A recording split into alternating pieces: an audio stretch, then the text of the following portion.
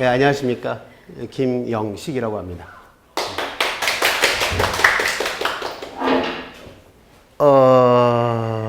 예. 뭐, 혹시 지금 다 중3 어머니들이시죠? 네. 첫째, 혹시 지금 중3 아이가 첫째 아이신 분이 그러면 저기 뭐 언니나 형이나 오빠가 다 있는 거죠? 세 분은. 그러면 혹시 고3 경험이 있으신가요? 이미 대학생? 그런 식으로. 뭐 경험이 계시면.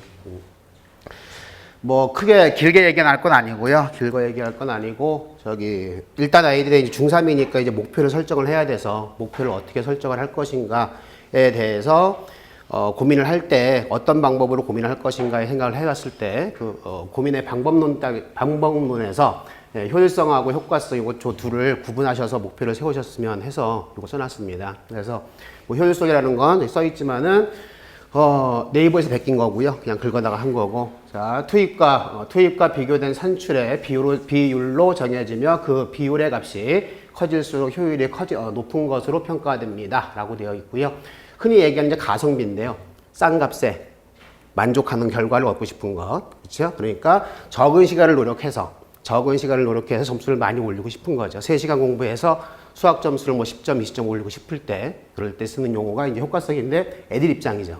조금 노력해서 결과를 이렇게 하고 싶은 거. 그리고 그 다음에 효과성이라는 건 뭐냐면 비율이 얼마에 드느냐는 관계없이 투입의 문제에 관심을 갖고 있는 게 아니라 정해진 목표를 얼마나 했느냐에만 관심이 있는 게 효과성이라고 부릅니다. 다시 얘기하면은 무조건 전교 1등 혹은 뭐 100점 이런 거죠. 노력이 얼마가 들어갔든 간에 노력이 얼마를 들어갔다는 한 달을 공부했든 두 달을 공부했든 1년을 공부했든 2년을 공부했든 예를 들어서 이제 사법고시 같은 거 지금은 없지만 붙어야 되는 거죠 무조건 2년을 공부하든 3년을 공부하든지 뭐 길게는 10년을 공부하든 이제 그런 게 효과성이죠. 대부분 이제 부모께서 과정은 필요 없고 이제 결과 이제 100점을 맞았느냐 아니면 1등급이 나왔느냐 아니면 서울대를 갈 수 있는 성적이 나왔느냐 그렇지 못하느냐에 대해서 자, 이 목표를 세우셔야 되는데 이걸 둘을 이제 혼재하시는 경우가 있어요. 섞어서 다시 얘기하면 1등급을 받고 싶은데 노력은 얼마나 할 거냐? 다시 또 뭐 공부를 해야 되는데 대학을 가는 데 있어서 가장 중요한 과목이 수학이라고 하는데 근데 수학만 하다 보면은 수학 점수 대충 나오는데 국어는 어떻게 하지? 영어는 어떻게 하지? 과학은 어떻게 하지? 그런 문제가 걸리는 거죠. 그래서 이 목표를 세우실 때 이걸 섞어서 하시면 안 돼요. 섞어서 하시면 안 되고 자 일단 이게 먼저겠죠. 효과. 뭘 해야 될 것인가? 목표가 설정이 돼야겠죠. 얼마가 노력이 들어가든 돈이 얼마가 들어가든 시간이 얼마가 들어가든 이건 나중 문제인 거고 일단 목표를 어디다 세워야 될 것인가. 근데 목표를 어디다 세우려고 결정하실 때 제일 중요한 게 뭐냐면 지금 우리 아이의 상태, 현재 위치. 다시 얘기하면은 뭐 예를 들어서 수학이 B였어요. 절대등급으로. 절대는 B였는데 고등학교 올라가서 예를 들어서 뭐 2등급을 원해요. 2등급. 예를 들면 11%를 원해요. 안 나옵니다. 현실적으로 안 나와요. 나올 수가 없어요. 현실적으로. 그래서 그러면 예를 들어서 지금 현재 B냐. 수학 점수가 B다. 그러면 어디를 목표로 설정하시는 게 제일 적당하냐면 3등급 내지 4등급. 3등급 아래쪽 혹은 4등급 위쪽 정도로 목표를 설정하시기 제일 좋죠. 그리고 얼마에 투입을 할 거냐? 미친 척하고 올인해야 되죠. 미친 척하고 올인. 그래서 요거 효과성하고 효율성을 어떻게 구분하시고 그러니까 목표를 어떻게 잡을 것인가 그리고 현재 위치를 바탕으로 해서 목표를 정하신 다음에 그 다음에 이제 효율성을 따지면 어떤 학원을 보낼 것인가? 이틀을 보낼 것인가? 이틀이 아닌 다른 곳에서 보낼 것인가? 그리고 수학 공부를 며칠이나 시킬 것인가? 그렇죠? 이런 것들 따지실 때 이제 효율성을 따지시는 거고.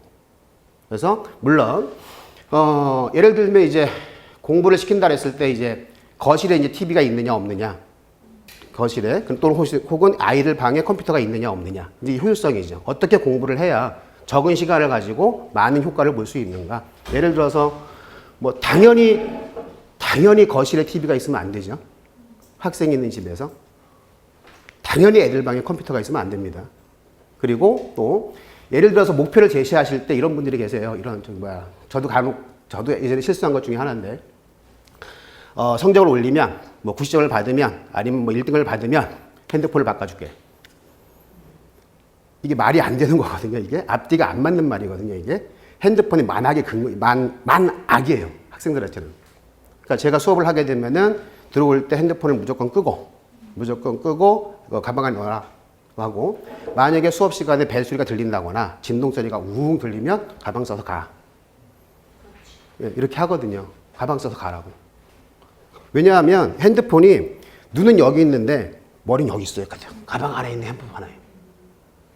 가방 안에 핸드폰 하나에. 친구가 문자 주기로 했는데, 저녁에 뭐 하기로 했는데, 메시지가 왔나 안 왔나, 응? 만나자고 약속을 했는데 얘가 콜을 안 한 거예요. 뭐 만나자 아니면 만나지 말자 얘기를 안 한 거야. 얘기를 안 하니까 계속 그것만 신경 쓰이는 거예요. 그래서 앞에서 뭐라고 떠드는데, 핸드폰은 절대로, 뭐라더라? 간단한 2G 있죠? 3G에서 애들 인터넷 못하게 하는 거 막아놓은 거. 그렇죠? 이제 중3이니까 다 바꾸셔야 돼요, 사실은. 다 스마트폰 말고. 응? 뭐 핸드폰이 아예 없으면 좋고, 사실은. 아예 없는 게 제일 좋아요.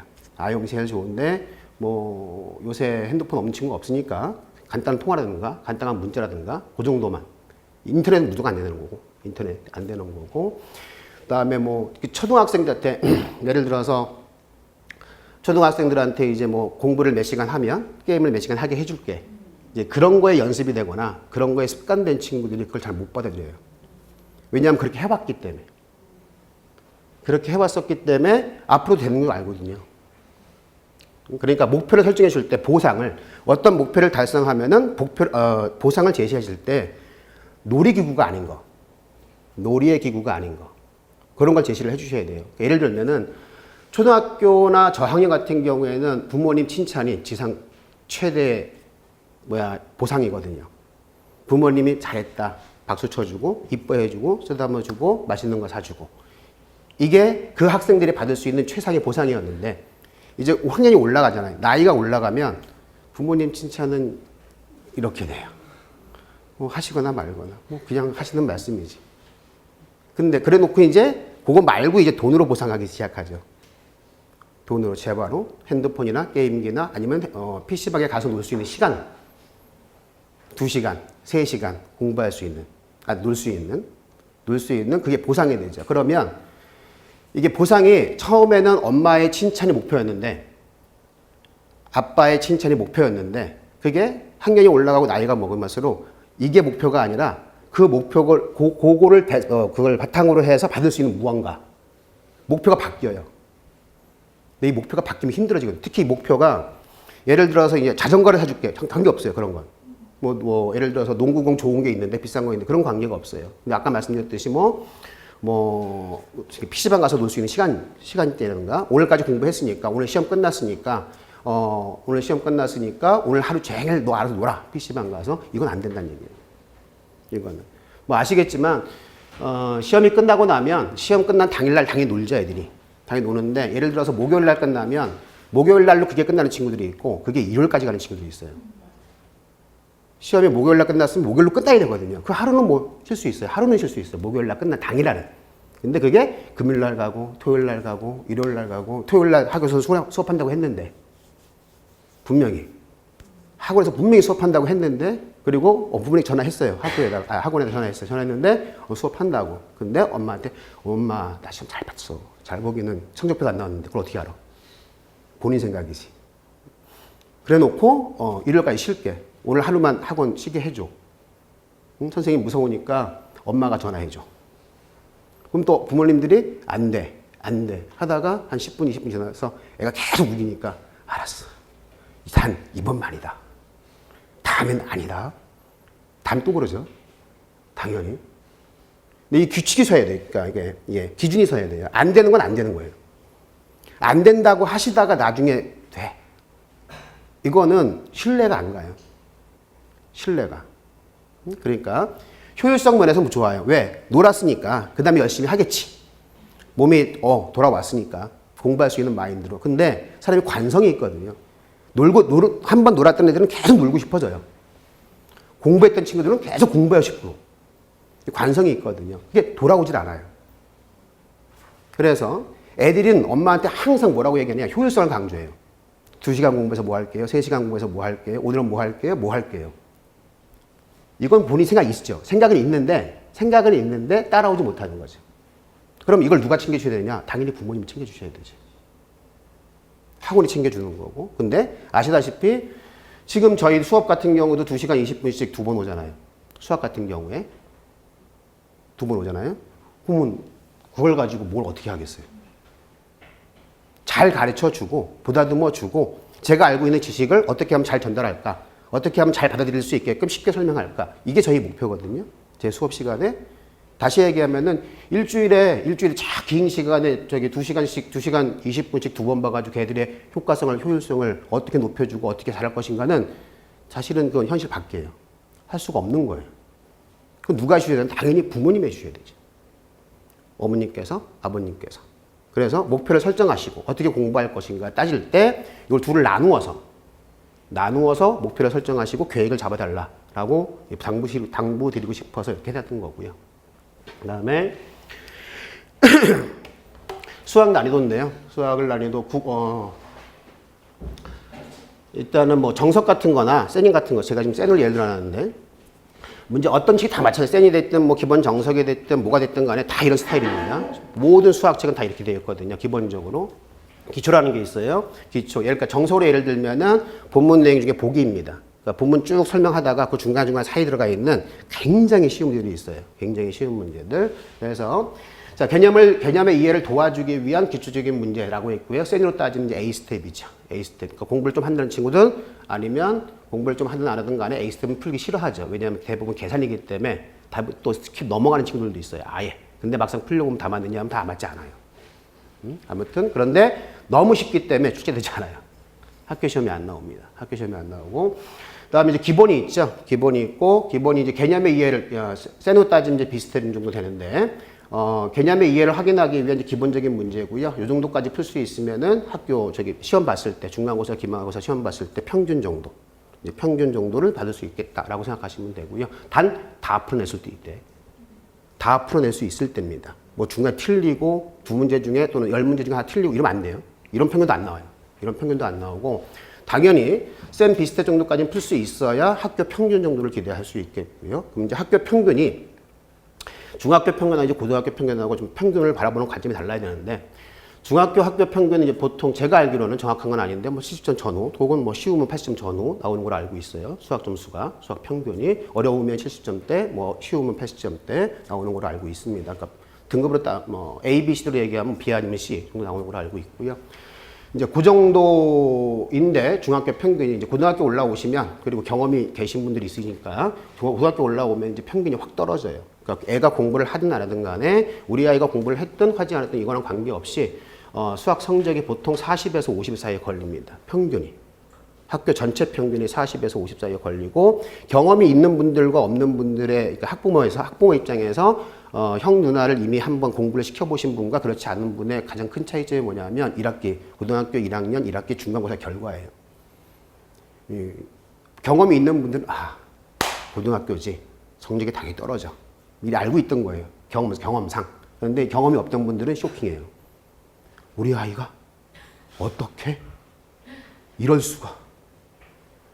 겨울방학 때 돈을 얼마 들였는데 여름방학 때 돈을 얼마 들였는데 이 학원을 이 학원에서 저 학원으로 없는 시간 쪼개가면서 도시락 싸들고 다니면서 차 안에서 자가면서 애를 이 학원에서 저 학원에서 막 옮겨 다니며 공부를 시켰는데 성적이 그런 뉴스가 나와요. 실제로 고등학교 1학년 올라가면 좀 전에 말씀드렸지만 학교 평균 자체가 40에서 50 사이 걸려요. 그리고 여기 대진고등학교 1학기 올해 1학기 기말고사 평균이 20점대로인 걸로 알고 있어요. 20점대. 그러면 이거는 절반이 20점이 안 된다. 27점, 25점 이게 안 된다는 얘기잖아요. 그만큼 어렵게 내요. 그만큼. 그럼 이제 왜 이렇게 어렵게 되느냐? 왜 이렇게 어렵게 되느냐? 쉽게 좀 내지. 왜? 그러면 20점만 나오면 포기해요, 애들. 수학 공부를 안 해요. 찍어서 맞추나, 풀어서 맞추나, 점수가 거기서 거기거든요. 그러니까 평균이 안 되는 애들은, 내가 이거 왜 했지? 하나, 안 하나 똑같은데? 이걸 왜 했지 하고 실망을 해요. 실망을 하고, 이게 오래 가요. 근데 이게, 중학교 때 간 거랑 고등학교 올라가서 이게 실망해서 공부 안 하는 시기가 이게 차이가 굉장히 벌어져요. 왜냐하면 진도가 굉장히 빨라요. 못 쫓아가요. 그래서 한 발만 삐끗하면 그냥 빠져버려요. 복구가 안 돼요. 복구가.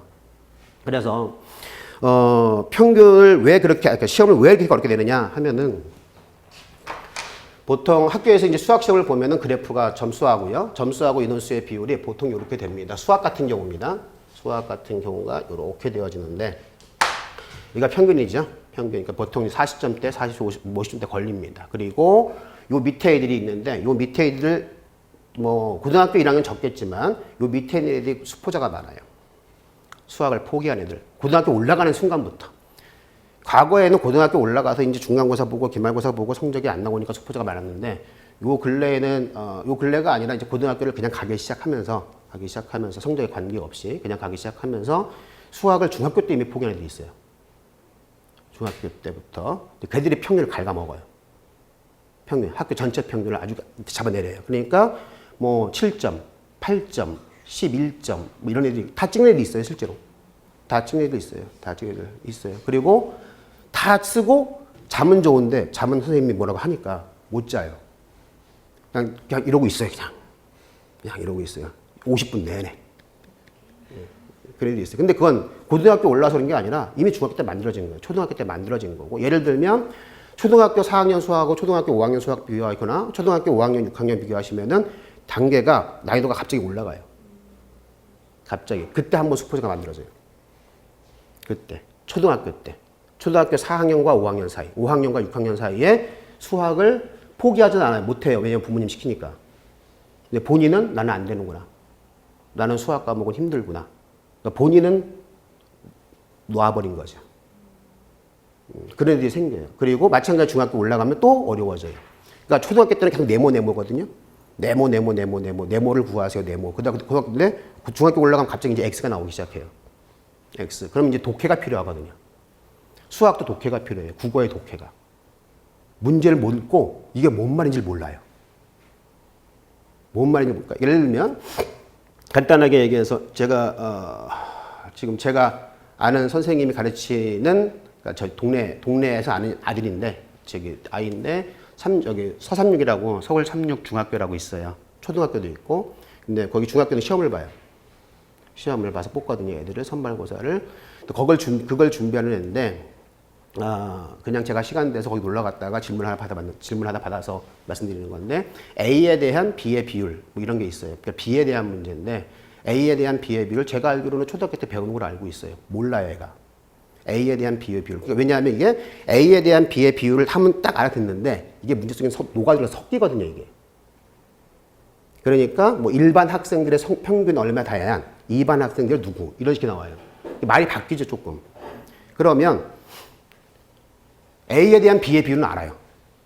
근데 이걸 섞어서 실생활, 예를 들면 뭐 A 마을에서 A 마을의 인구수와 B 마을의 인구수 이런 거. B. 그래서 말을 바꾸면 몰라요, 뭔지. 대부분 국어가 안 되는 친구들이에요. 수학이 안 되는 친구들이 아니라 애시당초에 말을 몰라요, 말을. 뜻을 몰라. 그러니까 또 수학 공부 아무리 산수 공부 아무리 열심히 해봐야 못 풀죠. 그런 애들이 저학년 때부터 만들어지기 시작합니다. 그래서 여기에 대다수 애들이 포진되어 있고요. 다음에 여기 애들이 80에서 100 사이에 적은 인원이지만 2명씩 각 점수별로 뭐 한 명씩 쭉 분포되어 있어요. 걔들이. 얘들이 결국은 1등급, 2등급 나온 애들이거든요. 1등급, 2등급. 근데 얘들이 다 중학교 때 기본적으로 A는 3년 이내 봐야 되는 애들이에요. 기본적으로 중학교 내내 3년적으로. 물론 간혹가다 겨울방학 때 진짜 열심히 해서 여기 때 내가 일로 올라가는 경우도 있죠. 근데 그건 진짜 드문 케이스고 대부분은 여기 있는 거고요. 대부분 여기 있는 거고. 그래서 그런데 이 학생들이 결국은 그 학교의 실적을 만들어주는 친구들이거든요. 서울대를 간다거나 연대를 간다거나 고대를 간다거나. 그래서 학교 입장에서는 당연히 얘들을 챙겨줄 수밖에 없어요. 그리고 얘들은 동점자가 나오면 안 되거든요. 아시겠지만은 내신은 동점자가 나오면 내신을 깎여요. 동점을 안 만들어야 됩니다. 그래서 중학교는 0점부터 100점까지지만은 고등학교는 0.0점에서 100점 0점까지 있어요. 소수점 아래로 내려가거든요. 문항당 100점이. 그래서 1001가지의 경우의 수를 만드는 거예요. 말은 100점 만점이지만 사실은 자연수만 따졌을 때는 1000점 만점으로 보시는 게 맞아요. 그러니까 1000가지의 경우의 수를 만드는 거예요. 그래야 동점자가 안 생기기 때문에. 그래서 동점자가 왜 생기면 안 되느냐? 특히 요 학생들에서 그거 이제 나중에 입시한 나중에 설명 들으실 때 아시면은 왜 여기서 동점자가 안 나와야 되는지를 아시게 될 거고요. 뭐 지금은 중요한 게 아니니까. 자, 그 정도가 이제 B스텝이고요. 그 다음에 실력이 있는데, 자, 개념의 확장이라고 되어 있습니다. 뭐, 실생활이라고 되어 있고, 그러니까 말을 섞는 거죠. 그 다음에 이제 단원 연계, 3단원인데 2단원이 껴 들어온다거나, 아니면 고등학교 2학년인데 고등학교 1학년이 들어온다거나, 섞이는 거예요. 섞여서 문제 난이도가 어려워지는 겁니다. 문제 난이도가. 그런 식에 대해서 용도 문제를 풀 수 있어야지만, 센 C스텝 정도를 풀 수 있어야지만 학교에서 2등급 혹은 3등급 또는 3등급 안에 들어갈 수 있다 생각하시면 돼요. 3등급 안에 들어갈 수 있다. 이 정도는 풀 수 있어야지만. 이걸 못 푼다, 우리 아이가. 그러면 여기 안에는 못 들어간다. 라고 보시면 돼요. 그 다음에 이제 1등급 변별력 문제라고 되어 있는데 증명의 단계다라고 써놨는데 딱히 뭐라고 하기 애매해서 증명의 단계다라고 써놨는데 심화되어 있는 거죠. 실생활보다는 그 단원 깊이 들어가 있는 거예요. 그 단원을 아주 깊이 파고 들어간 거예요. 깊이. 아주 깊숙하게. 그리고 뭐 센 C냐? 택도 없고요.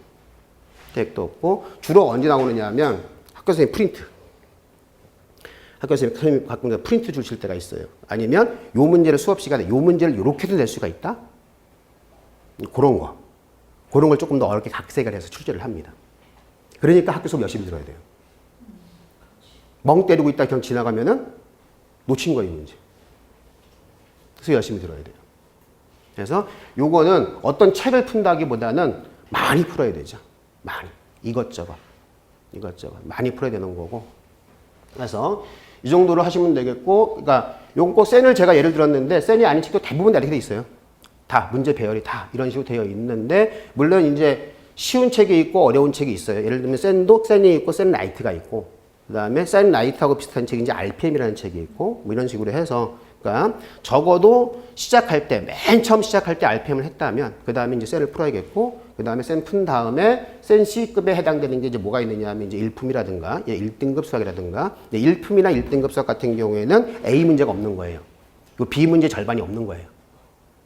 그러니까 난이도가 BC로만 이루어져 있는 책이에요. 그런 책들이 이제 그런 책들을 당연히 푸셔야겠죠. 많이 열심히.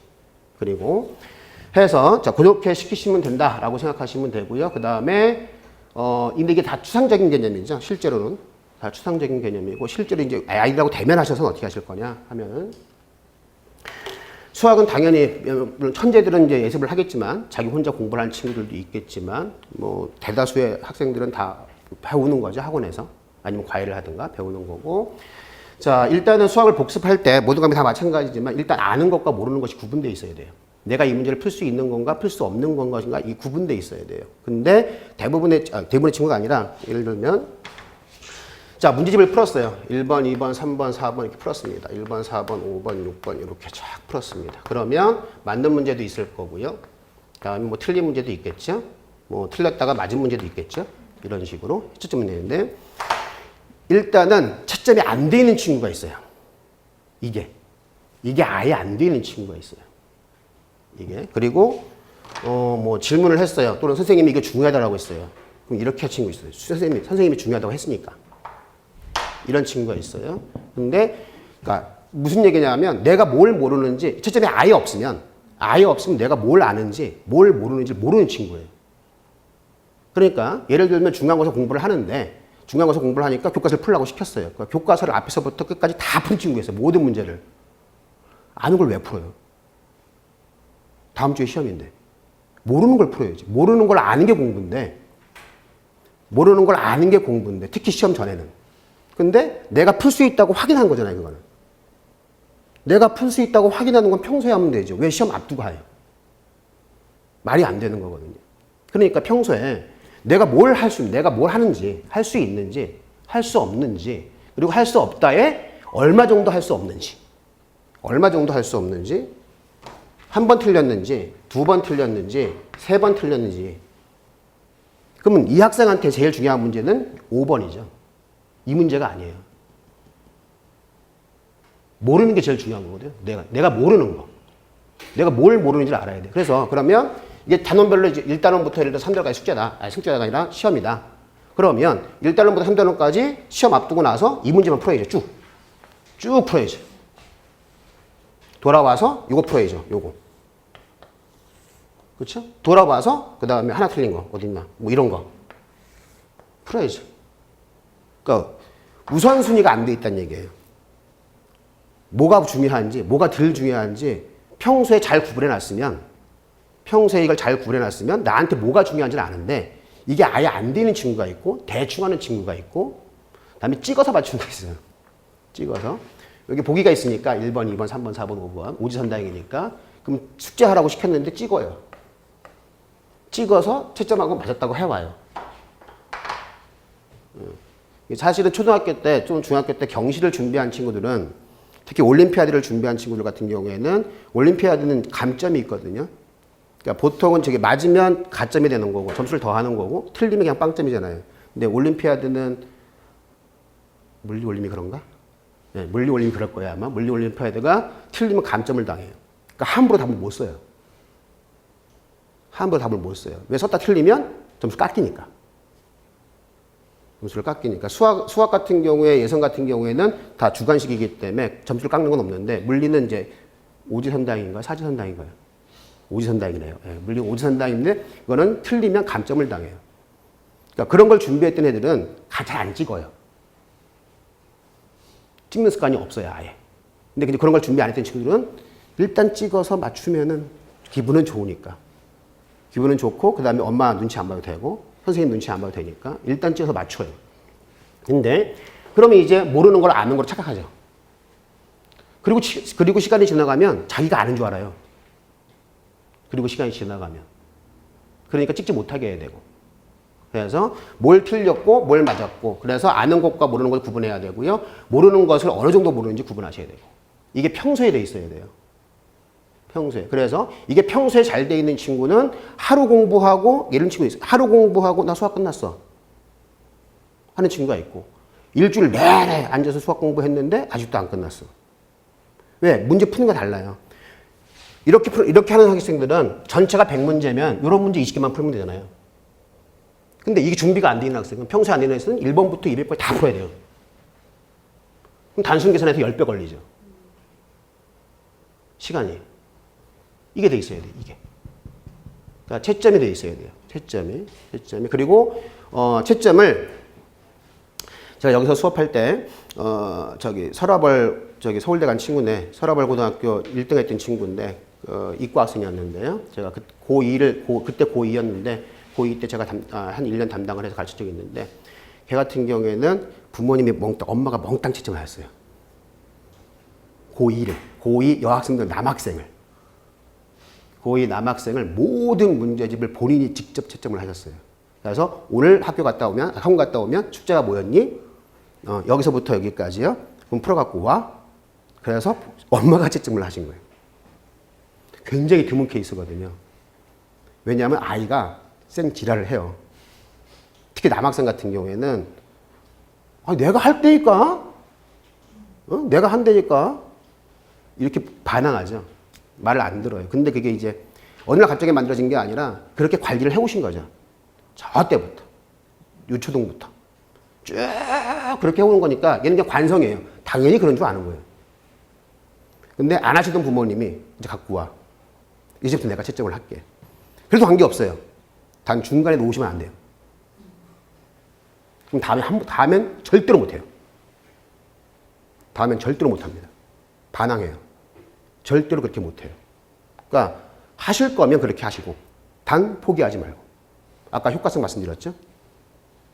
아이의 성적을 목표하는 점수에 올려주고 싶으면 포기하시면 안 돼요. 중간에 멈추시면 안 돼요. 그냥 하세요. 쫙 하셔야 돼요. 그리고 그렇게 할 자신이 없으면 아예 안 하시는 게 좋아요. 왜냐하면 부모하고 학생의 신뢰만 깨져요. 신뢰만. 그런 부모님도 있어요. 그런 부모님도 있으시다. 그러니까 있고. 그 다음에 이제 여기 틀린 걸 당연히 풀어봤겠죠. 근데 이게 사람이, 그래서 요게 돼 있어야 되기 때문에 개인적인 취향의 차이인데 수학책에는 풀이가 있으면 안 돼요. 수학책은 풀이가. 왜냐하면 틀린 문제 다시 풀어봐야 되거든요. 근데 간혹가다 책에다 문제를 푸는 친구들이 있어요. 그럼 틀렸어요. 그럼 당연히 해설지를 받든 물어봤든 뭐 했겠죠? 그럼 저기 정답이 써 있어요. 옳은 풀이가 써져 있고. 그럼 다시 안 푼다는 얘기거든요, 그 문제를. 다시 그 문제를 틀렸음에도 불구하고 딱 한 번 보고 설명 듣고 그냥 끝인 거예요. 근데 뭐 다 아시겠지만 천재가 아니니까 다 천재가 아니까 오래 기억 안 남아요, 이거. 하루 지나면 이틀 지나면 다 까먹어요. 다시 풀어봐야 되거든요. 다시 그럼 주기적으로 확인을 해야 돼요. 그때 내가 공부를 했던 게 과연 내 머릿속에 남아있는지 남아있지 않은지. 뭐 일주일 단위가 됐든 아니면 10일 단위가 됐든 주기적으로 확인을 해야 돼요. 다시 풀어봐야 되는 얘기죠. 다시. 그런데 써져 있어요, 풀이가. 사람 눈이 간사하기 때문에. 이런 친구도 있어요. 싹 지우고 다시 풀면 되죠? 그 샤프 자국이 있어요. 샤프 자국이 있어요. 그래서 나는 보기 싫은데 자꾸 눈이 가요. 눈이 가요. 그리고 수학책 중에 문제가 있고 옆에 뭐 키, 혹은 뭐 포인트 뭐 이런 게 있어요. 이게 가장 나쁜 책이에요. 왜? 이걸 몰라서 틀리는 거거든요. 이걸 몰라 틀리는데 그걸 써놨어, 아예. 그럼 그다음부터는 글씨 연습이에요. 그다음부터는 글씨 연습. 잘라버려야 돼요. 잘라버리든가, 화이트를 지우든가. 화이트 다 뒤에 보면 보여요. 책장을 넘기면서 봐요. 보게 돼 있어요. 그래서 이런 책은 잘 안 좋은 책이고, 아무튼 일단 풀이가 없어야 돼. 수학책은 복습을 할 거라면 수학책에는 아무런 풀이가 있으면 안 돼요. 또는 이래도 돼요. 그 책을 3권 사시는 거예요. 한 종류를 3권 사시는 거예요. 4권 사시는 거예요. 그것도 방법이에요. 그러면 책 써도 돼요. 그리고 그 다음에 부모님이 직접 요거 풀어라 라고 시키셔야 되죠. 다시 얘기하면 부모님 관리가 들어가야 된다는 얘기예요. 그걸 지속할 수 없으시면은 쓰지 못하게 하세요. 둘 중에 하나 하셔야 돼요. 둘 중에 하나는. 책에 쓰지 못하게 하든가 아니면 책을 여러 권 사주셔서 확인해 주시든가. 둘 중에 하나는 반드시 하셔야 돼요. 이제 그게 제가 생각하는 부모님의 역할이고요. 그래서 자, 이런 책으로 이제 학원을 다니면 저희 같은 경우는 이제 이튼 같은 경우에는 이제 종류별로 책의 종류를 쭉 반 나눠져 있죠. 아까 말씀드렸듯이 우리 아이의 수준에 따라서 반을 선택을 하시고 그 다음에 이런 것들을 잘 되고 있는지 안 되고 있는지 잘 따라오고 있는지 안 따라오고 있는지 전화해 주셔서 확인하시면 되는 거고요. 그 다음에 당연히 부모님들도 중간중간에 확인을 하셔야 되죠. 확인을 하셔야 되고 제일 중요한 건 이제 주기적이에요. 주기. 요거는 사실 쉽고요. 그리고 해요. 시키면 해요, 애들. 대부분. 10명 중에 9명, 100명 중에 99명 일단 시키면 모양은 갖춰요. 모양은. 근데 제일 안 되는 게 뭐냐면 요게 주기적인 확인이 안 되죠. 주기적으로. 계속 확인을 해요. 왜냐하면은 수학은 진도교 과목이기 때문에 진도를 나가줘야 되거든요. 그러면 계속 그걸 가지고 앞에 걸 또 보고 1단원 나갔는데 지금 4단원 하고 있는데 1단원 거 확인해 줘야 되고 2단원 확인해 줘야 되고 3단원 확인해 줘야 되고 이건 대부분은 어머니께서 해주시는 게 제일 확실해요. 제일 확실. 잘 힘드시면 의사결호가 안 된다거나 아니면 자꾸 싸우게 된다거나 그러면 아버님한테 주말에 부탁하시는 것도 방법이에요. 대부분 애들이 아버님을 무서워하니까 그리고 접촉이 잘 없다 보니까 좀 대면 해지고 좀 어려워하거든요. 대부분 다 그런 건 아니지만 요새 또 애들이랑 잘 놀아주시는 아버님들이 워낙 많으셔서 다 그런 건 아니지만 거의 대부분은 아빠는 좀 어려워하니까 주말에 요거 하시는 게 아니라 요거 할 때만 옆에 붙어 계시면 되거든요. 옆에 골프 치러 가지 마시고 이거 해달라고 얘기해 주시면 돼요. 그 다음에 시험 대비인데 시험 대비는 보통 4주 정도 고등학교 시험 대비는 중간고사, 기말고사가 됐든 한 4주 정도 좀 대비하신다라고 생각을 하시면 되고요. 1주차에는 교과서하고 학교 부교재가 된 프린트 쭉 풀어보시고 안 되는 거 좀 전에 말씀드렸지만 다시 한번 말씀드리지만 할 수 있는 것과 없는 걸 구분하셔야 되고요. 1주차에는. 그 다음에 2주차, 3주차에는 요 일대 다시 풀어야 되죠. 다시 풀어야 되고 그 다음에 참고서, 시험 대비용 교재 혹은 학원에서 다니면 시험 대비용 프린트 그런 것들이 있죠. 그런 거 이제 풀려주시면 되고 다음에 4주차에는 이게 제일 중요한데 시간을 내셔야 돼요. 시간을 재셔야 돼요. 시간. 평소 공부할 때 매번 시간 재기는 힘들지만 파이널 때는 반드시 시간 체크하셔야 돼요. 왜냐하면 공부를 좀 한다는 친구들도 고등학교 올라가서 당하는 게 뭐냐면 공부를 좀 하는 친구입니다. 공부 안 하는 친구 말고 공부하는 친구들이 와서 하는 얘기가 뭐냐면 다 풀 수 있었는데 시간이 모자랐어요. 시간만 됐으면 다 풀 수 있었는데 100점짜리였는데 96점짜리였는데 다 풀 수 있었는데 평소에 연습이 안 된 거예요. 평소에 연습이 주구장창 문제만 열심히 하는 친구들도 연습이 안 되면 시간 때문에 못 풀어요. 시간 때문에. 그리고 시간이 굉장히 부족해요. 실제로 50분 보죠. 50분 보는데 뭐 기타 사정 뭐 답안이 작성하는 것도 있고 뭐 여러 가지 이유로 실제로 문제 풀 수 있는 거는 문제를 집중해서 문제 풀 수 있는 거는 45분이 최대예요. 45분이 최대. 그러면 45분 동안에 20문제. 거기다 서술형도 있어요. 서술형. 식을 다 써야 되는 문제도 있어요. 그것도 5문제, 배점이 30점, 40점 이렇게 돼요. 그걸 다 해야 되거든요. 그 시간 동안에. 그러면 시간이 남을 수가 없어요. 당연히 모자라요. 그러니까 평소에 연습이 안 돼 있으면 매번 시간이 안 돼. 시간이 안 돼. 그래서 그게 한 번 경험, 또 2번 경험했어요. 그 다음부터는 실수하기 시작해요. 빨리 풀어야 되니까. 시간 내에 푸는 걸 못했으니까 그 다음에는 빨리 풀어야지. 빨리 풀어야지. 근데 빨리 푸는 순간 이제 뭐 하게 되냐면 평소에 안 하던 실수를 하게 되죠. 이게 악순환인 거예요. 계속. 못 풀러. 못 푸니까 빨리 풀고 싶어. 빨리 풀는 게 실수해. 그러니까 당연히 연습이 돼야 돼요. 이 연습이. 오히려 모의고사 같은 경우에는 3, 6, 9, 11월 모의고사 같은 경우에는 시간이 모자라 못 푸는 친구는 드물어요. 100분을 주니까. 100분에 30문제거든요. 시간만 넉넉했으면 풀 수 있었어요. 그거는 거짓말이에요. 못 푸는 거예요. 그건. 그냥 못 푸는 거예요. 100분이나 줬거든요. 그냥 못 푸는 거예요. 그건. 시간이 모자라서. 수학 같은 경우는 겁니다. 다른 과목 같은 경우에는 시간이 모자랄 수 있는데 수학 같은 경우에는 시간이 모자라서 모의고사를 못 풀었어요. 그건 거짓말이에요. 그건 못 푸는 거예요. 아예. 근데 내신은 그렇지 않아요. 내신은 실제로 시간을 모자라서 못 푸는 경우가 허다해요. 따라서 연습이 필요하고 그러니까 이거 왜 스톱워치인가요? 갖고 다니면서 정해진 분량 예를 들어서 뭐 내가 풀어야 될 게 지금 30개야. 이어지지 않겠죠? 파이널인 거니까. 자, 30개예요. 자기가 만약에 공부했던 걸 복습한다면 그러면 그 30문항을 또는 25문항을 40분에 다 풀어야지. 시간 재가면서. 그런 연습이 돼야 돼요. 그게 연습을 하다 보면 몸에 익어요. 아, 내가 이거 몇 분 걸렸다. 이 문제 푸는데 몇 분 걸렸다. 라는 게 몸에 익어요. 처음엔 감이 없는데 그걸 이제 반복하다 보면 감이 생겨요. 아, 이쯤 되면은 이 문제 포기해야 되겠다. 지나가야겠다.